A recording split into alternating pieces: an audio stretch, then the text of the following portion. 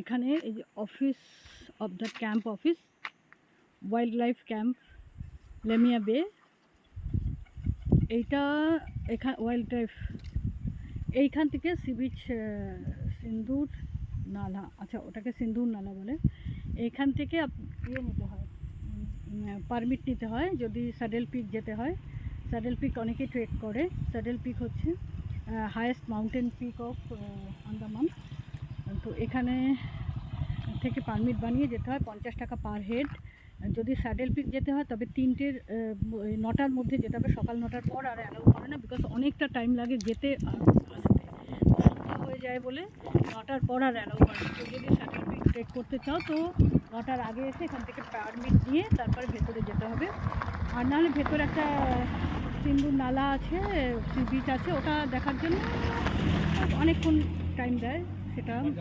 তো আমি যেহেতু স্যাডেল পিক অনেক সময় লাগে তো স্যাডেল পিক আর যাইনি, আমি সিন্দুর নালা দেখে আসলাম আর সি বিচটা দেখে আসলাম। এখান থেকে পারমিট নিয়ে 50 টাকা করে। আমি আছি তো টার্টেল বিচ রিসর্টে, টার্টেল রিসর্ট অ্যাকচুয়ালি এখান থেকে জাস্ট 3 কিলোমিটার, খুব একটা বেশি সময় নয়। তো আমরা আজকে চেক আউট করবো বলে স্কুটি ছেড়ে দিয়েছি, স্কুটি ছেড়ে দিয়েছি। তো আমি বাসে করে চলে এসেছি, সরকারি বাস আছে, প্রাইভেট বাস আছে, আমি প্রাইভেট বাসই পেয়েছি, ওটাই এসেছি। এবার এখন একটা বাস আছে 3টের সময়, তো সেই বাসে করে আমি আবার টার্টেল বিচ রিসোর্ট চলে যাবো। মাঝখানে ওখানে একটা কালীপুর বিচ আছে, একদম আমাদের টার্টেল বিচ রিসোর্টের জাস্ট অপোজিটে।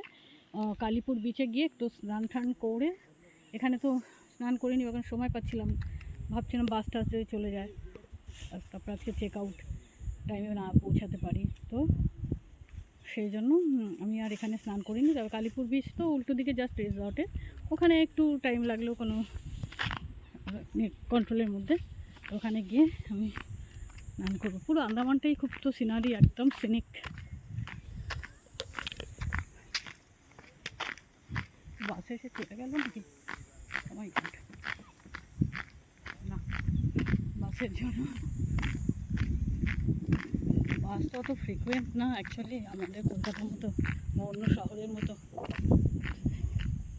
এটা দিগলিপুর, নর্থ আন্দামান। এখানে টুরিস্টটা খুব কমই আসে, তবে এখানে অনেক বেশি বাঙালি, আমি অনেক পপুলেশন অনেক বেশি এখানে, কিন্তু টুরিস্ট কমই আসে। আসলে শুধু মানে রস অ্যান্ড স্মিথ আইল্যান্ড দেখে চলে যায়, রামনগর বিচ কম লোকই দেখে। ভালো লাগলো।